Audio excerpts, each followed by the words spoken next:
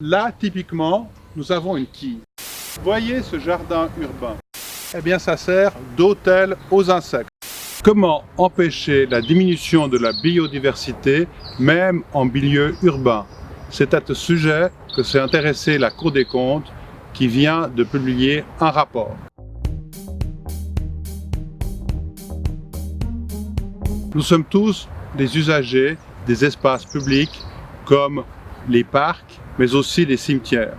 Nous avons tous l'idée que ces espaces doivent être cultivés de manière très traditionnelle, avec des pelouses bien taillées et des rosiers bien nourris d'engrais. Eh bien, il faut abandonner cette idée-là pour se rapprocher de la nature afin d'éviter que de nombreuses espèces, tant animales que végétales, disparaissent.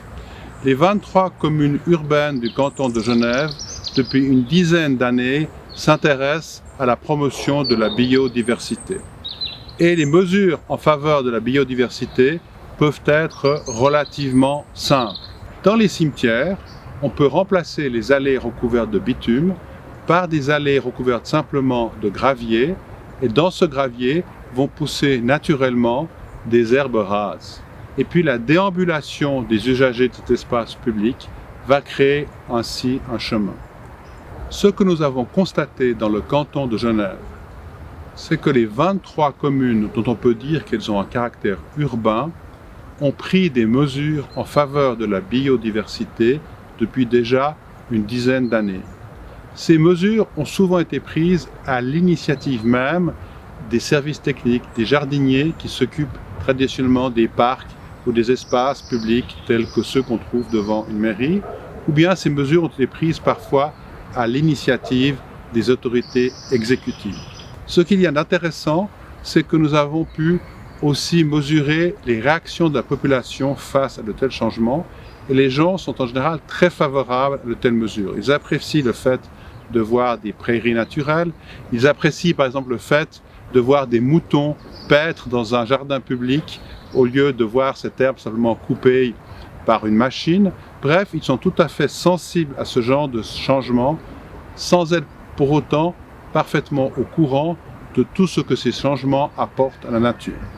En revanche, nous voyons encore un potentiel d'amélioration dans la manière dont l'Office cantonal des bâtiments gère les surfaces dont il a la responsabilité devant par exemple des bâtiments publics. Là, nous estimons qu'un entretien extensif pourrait être favorable. Puis il faut aussi considérer une chose, c'est qu'au fil du temps, les produits phytosanitaires agressifs seront de plus en plus interdits. Donc on pourra utiliser de moins en moins de pesticides. Il est donc important dès maintenant de passer à un autre type d'entretien, ne reposant plus tellement sur l'utilisation des produits chimiques que plutôt sur l'évolution naturelle des prairies, des espaces publics, des champs, etc. L'ensemble des recommandations que la Cour des comptes a faites ont été approuvées par les autorités cantonales et nous allons maintenant en suivre l'application en respectant le rythme de la nature. Par exemple, dans 5 ans, nous allons revenir sur les questions que nous avons posées, revenir sur les réponses qui nous ont été apportées pour voir si nos recommandations ont été effectivement suivies d'un effort. Je m'appelle François Pécher, je suis le président de la Cour des comptes et j'ai eu le plaisir de vous présenter cette évaluation consacrée à la protection et au développement de la biodiversité dans le canton de Genève. Merci de votre attention.